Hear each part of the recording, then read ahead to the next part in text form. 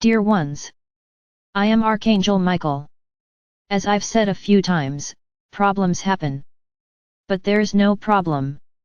Nothing is lost, but I would like you to continue thinking about the question I asked in the previous video. How do you understand what the universe is? What is this big dark mass that surrounds them? Today the subject remains the universe. So let's go. As I said yesterday, within the universe we have many stars, which I called objects. Today I'm going to talk in a better way, stars, which are the planets, their respective moons, the galaxies, the stars, the suns. Well, there are millions of galaxies in the universe. So you will realize that when I say that the universe is infinite, I am not being modest. You have no idea how big this is, but I'm going to start now focusing on this galaxy, where you are. Your planet is within a solar system, which has the Sun as its central star, and the planets orbiting around it. This central star has a magnetic field, which attracts planets and keeps them orbiting around it, hers, because as I said, the Sun is a big star. Each planet has a type of orbit. Some are positioned closer to the Sun, others much further away. So, you are already starting to notice the distances between these planets. From your school drawings, you know that it is planet Earth, it is relatively small compared to Jupiter, for example, which is a huge planet. So as I said, each planet has its own atmosphere and allows the beings that live there to live in accordance with this atmosphere. So you see planet Earth as a planet that has water, it has the air that you breathe with many elements, it has land, it has fresh water, salt water, very good. And then you start comparing yourselves with other planets and make the brilliant decision, no, we can only live here. There are no conditions on any other planet. You are looking at your own navel, that is, you are looking at the system that was created for this planet. So you have a human shell, a human outfit, an earth outfit, that resonates with the entire habitat of this planet. It is a garment that lives in a habitat, which has water and air, and has what the earth produces to feed itself, so it is the perfect balance for your human outfit, for your earthly outfit. Then you look at the other planets and say, wow, they're all abandoned. There is no one living there. This is your conception, this is the idea you have, because you are looking at your own navel. Yes, your planet is very beautiful, seen from space it is a big blue ball, because its oceans dominate most of the planet, so it ends up turning blue.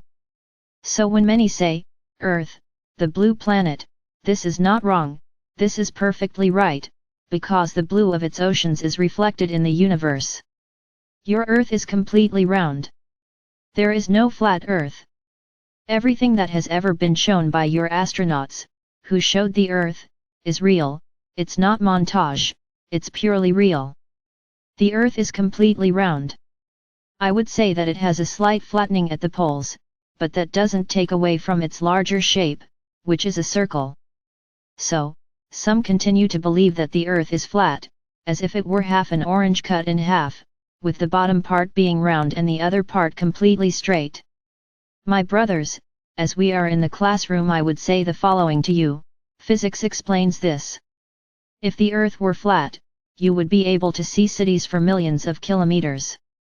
You would stand on top of a building and you would be able to see the infinite horizon, because you would see the entire length of the planet, the entire diameter of the planet, from end to end. All you need to do is have powerful telescopes, and you do, and if you looked from one side to the other, you would see everything, the entire cut part of the orange. That happens? No, that doesn't happen. And what would the edge of this orange look like? What would happen to the ships that reached the edge? Then many will say, ah, but the edge is rounded. Interesting. Very interesting. The 90-degree angle that this half would make with the rest of the ball would be very interesting to imagine. So let's go. The Earth is completely round. There is no flat Earth. A lot of things that were said to you through your media, there were a lot of lies, but there were also a lot of things that were right, a lot of real things, and this is one of them. Well, moving on. Then your planet orbits around the Sun, where it goes back and forth to the same point within a year counted here on the planet. The other planets do not have this count, because they are in other dimensions, and in other dimensions time-space is a little different from what you count here. So here you have years, you have days, you have hours, all based on the rotation of your planet and the translation of your planet. Very good. I mention the other planets again. You don't see anyone. You have already managed to send ships to Mars, where you supposedly didn't find anyone, because there are some reports on your internet, of beings that have already been seen on Mars, but the vast majority prefer to continue believing that in the universe, as big as it is, which is infinite, only you are living beings in this entire universe. How selfish! God really created all of this. Our Father or Mother God created this entire universe but only decided to have beings populating a single planet. It's really, he was what? Tired out? He created you and, no, I'm not going to create anyone else, it's just going to stay there. So if one day this planet of yours happened, for some reason, to explode, it's over, there are no more beings in the universe? Interesting. Very interesting. So stop looking at your own navel. The vast majority of planets are inhabited, even in the conditions that you Earthlings think are extreme conditions, in which no one could live there. What do you mean, no one could live there?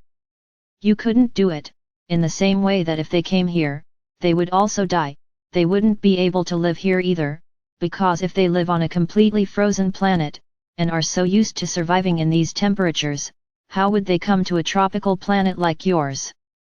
And even you couldn't bear to go to their planet. Each in their own habitat.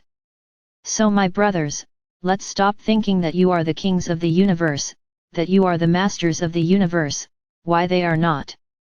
Very good. So I want to leave this thought here today. How do you think you would survive on other planets? Would it be easy for you to survive on other planets? Okay. I'll improve the question and make it a little easier. Let's say that there are planets in the universe that are very similar to Earth, with water, with oxygen, and with nitrogen and everything you need to breathe. Do you think you would be able to survive on this other planet? Would you consider yourselves invaders on this other planet? How would you view beings from these other planets? How do you think you would be received on these other planets? That's today's homework exercise. Think about it. What would be the feeling you would have when arriving on another planet? Of possession, of invasion, or of friendship, of love, you would arrive like this, without warning, without asking, simply arriving. Would that be easy? What would it be like? What would an approach be like on another planet? What would it be like? Each of you deciding to go for a walk. I'm going to go for a walk. And he goes and enters the other planet, without asking permission, without asking permission. It arrives and enters. Would it be like that, or would you have to have an entire approach protocol, of permission to enter the atmosphere of this other planet? Remember, in the question, I mentioned a planet similar to Earth, so you could travel around it calmly, because it would have water, it would have oxygen, everything you have here to survive at first. So what would your heart say? Would they ask for consent or simply broaden horizons? Discovering new places, like you do here when you take a plane and go to the other side of the planet, discover other cities. It's that simple. It's that easy. Think about it. This subject, the universe, is very comprehensive and we will talk about it for a few days, but for today I will stop here, because we have important things to say. Today we begin another procedure, the 8th. What will this 8th procedure be? The 7th was detachment, it was you throwing away everything that you don't really need, you free yourselves from things that no longer have meaning. So let's go to the 8th procedure. I told you I would make you move. Yes, and a lot of people moved with this. This will be the same thing, because now I don't know how you are going to organize yourself. How are you going to do it? I'm not worried about that. The procedure is as follows. Do you know exactly where you live? Do you have any idea of the city you live in? What's interesting about her? What's important about her? So this is your homework for the 8th procedure. I want you to, no, it's not going to the internet and listing everything you have, that's not it. If it were like that it wouldn't be a movement procedure, would be a research procedure. So what do I want you to do? For example, many of you are already in the habit of going to the gym to get some movement. It doesn't matter what they do. They take care of their health. Excellent.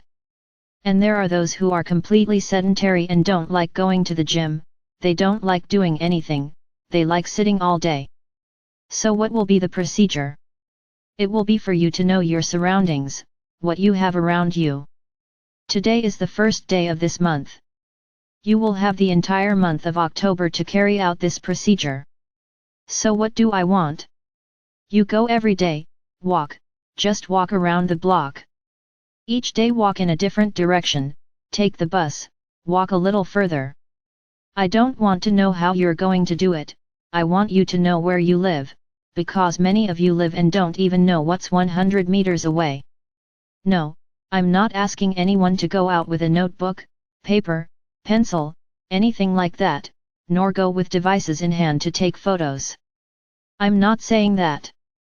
I want you to walk. It's movement. So I want you guys walking. Ah, my Archangel, but I can't take it. We will see about that later. I want you to walk, but it's not walking looking at your feet, it's walking looking at your surroundings, observing what's around you. I'm sure you will discover wonders around you. You have a month to walk.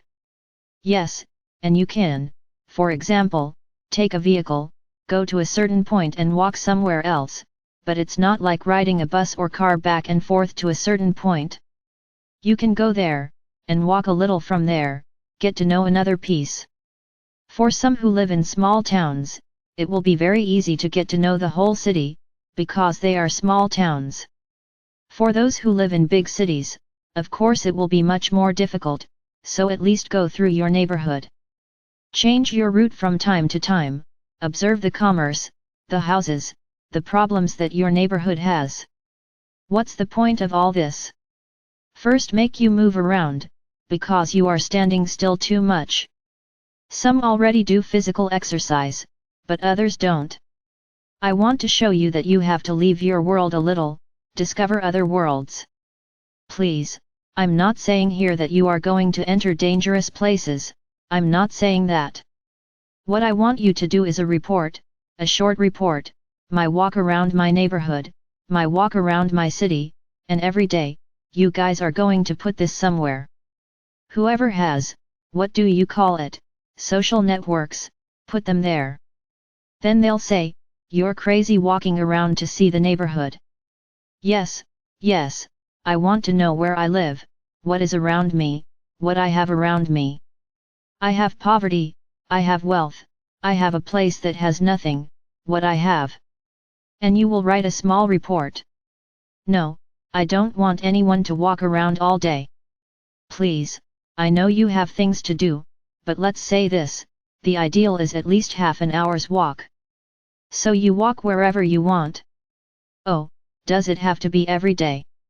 No, it could be a few times a week. Ideally, it would be every day, so that you enjoy walking, for this exercise free from anything. I don't want anyone carrying devices with them. It's free. Just to observe, and then you will get home and report on the day. Today I didn't see anything good, the place I live is horrible, oh, no, wow, I found a beautiful place, a wonderful store, that I didn't even know was here. Excellent. Right. Publish it like this. Pass it on. I want movement, and this is a nice way for you to move. Ah, my Archangel, but I can't walk very far. Walk as much as you can. And I'll tell you, you can't walk much because you don't walk at all. If you, every day, walk a little and set your goal, today I will take 100 steps, there tomorrow, today I'm going to give 110, the next day 120, soon, you'll be walking around the entire block and you won't even notice it, because you'll say, I can't walk. Ready? You can't walk. You have already decreed total imprisonment at home, his muscles became weak. Of course, you have already decreed this. Now if you, every day, do a little more, you will see that little by little you will gain health and mobility. I want movement, and movement for the sake of movement is very dull. So you have an activity in parallel, which is observing your surroundings. Change places every day. Each day, establish a new place. Today I'm going to walk around here. Take a vehicle that goes to that point, and get off a little beforehand, and walk afterwards. Then many will say, but I don't have the money to be taking the bus all the time, taking the car all the time. So do what you can. You will always find a point to cut you off. They will always find something that blocks what I am asking. Very good. It's up to each individual. If you can't afford anything, walk around. Every day, walk a new block, increase the number of blocks. Great, it won't hurt. I guarantee you that. It will only bring more health. Well, regarding the other procedures, they all continue exactly as they were. The glasses on top of the notebook, and the wish list. People. It's not for drinking the water. The water is supposed to stay on top, because it is absorbing energy, it's not for drinking. Every time you change the water, you have to redo the corresponding prayer. So I'm extending the deadline for the 7th procedure until the end of this month, along with the 8th. At the end of this month it's over, because then we're going to start another cycle, and everything will change. All these procedures will be ended and we will start new, completely new. Then that's it. The new procedure has passed. Many won't like it.